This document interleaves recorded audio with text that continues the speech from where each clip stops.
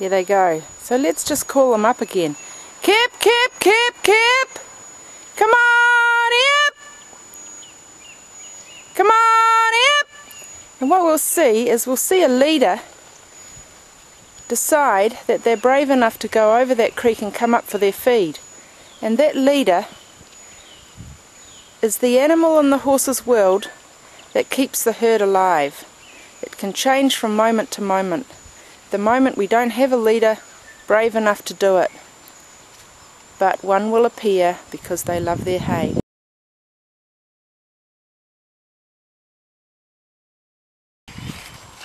Here we go, one's gone, so all the others can say to themselves, well, if you can go, I can go. So off they come, and we'll hear them coming up the hill, all of them, and then let's watch them come up the track.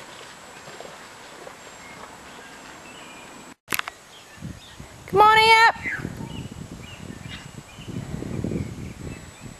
Now, I'm playing this video for you. Kip, Kip, Kip, come on, Ip! To demonstrate leadership in the horse herd. And what we see is that with the food I've put out, we're going to see how the horses talk to each other.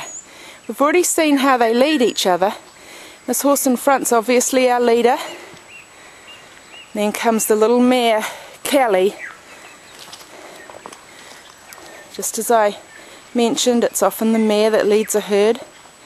And all the others get their confidence from this one horse. It's May 2009, so we have a bit of snow around, as you can see, and these horses are all rugged up for that. So that's our leader. Let's see how she performs when it comes to eating. Here they come. That's Albie.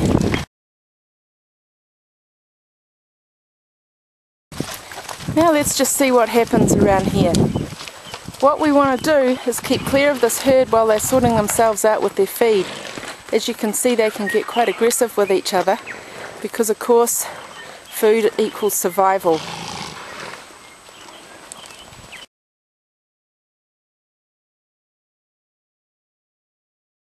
Now if we're looking at the horse's language with each other, we're looking at 4 aspects. The first one is focus, and the horse will focus on another horse first with their eyes. Let's watch Albie, see what he does. He's focusing, he's got a bit of energy in his body, and he comes across to Gemini and he says, move out please, I'm going to have your feed.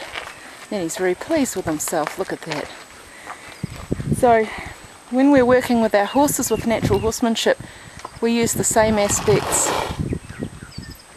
of their language, and the horse understands those, they're familiar to him or her, and they come to us really, really easily, much more easily than we'd ever believe.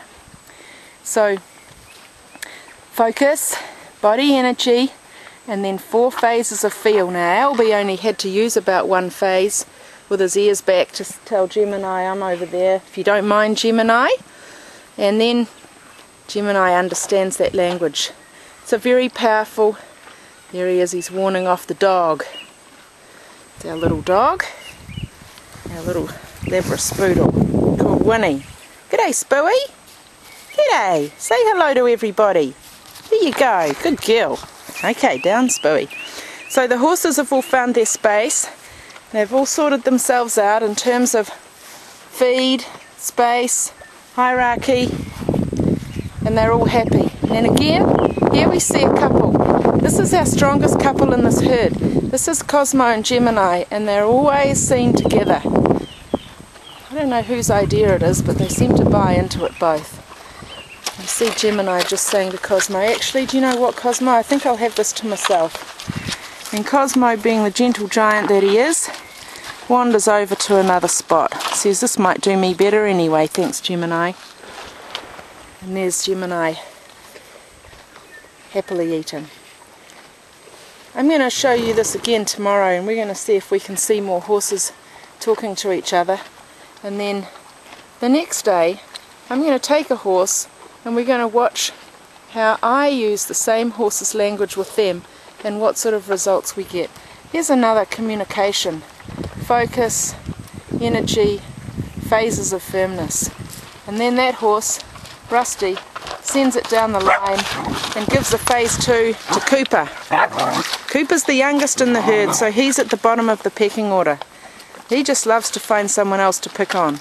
But here, he's not getting anywhere because everyone's above him. Here's another communication happening between Peppermint and Rusty, the two chestnuts. Peppermint comes over, uses his focus, his body energy, his 4 phases of feel, and Rusty moves off. As soon as Rusty moves off, Peppermint quits. He doesn't have to bang on him and keep saying the same thing like some of us do with our teenagers or partners or other people in our lives. Once the horse yields, that's enough for the communicating horse, and they just quit straight away. That's important for us as horse people to know.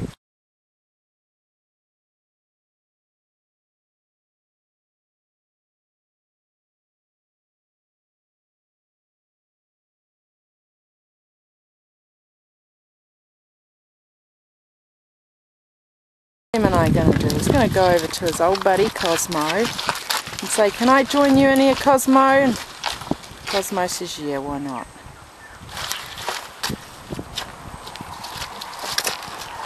So it's highly sophisticated. Now let's see what Cosmo does. And isn't it interesting that the lead mare is not necessarily the leader now?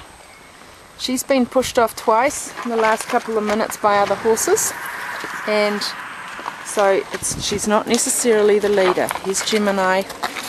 Oh, look at this mucking around they do, huh? There they go. 2 buddies sharing. Gemini says, "Do you know what? I'm going to have this to myself, Cosmo." So he goes off somewhere else. Says, "This will do me here."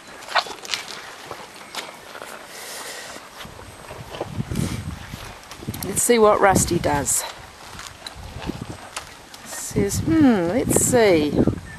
Who can I push off? Not her. Not Kelly. Let me just think. Maybe if I wait here. Here we go. Paid off. One's come free. Oh, no, I'm going to go for Cooper. Focus, energy, moves his body space so that the other horse moves off. The horse with the most protected body space is the one that's the boss.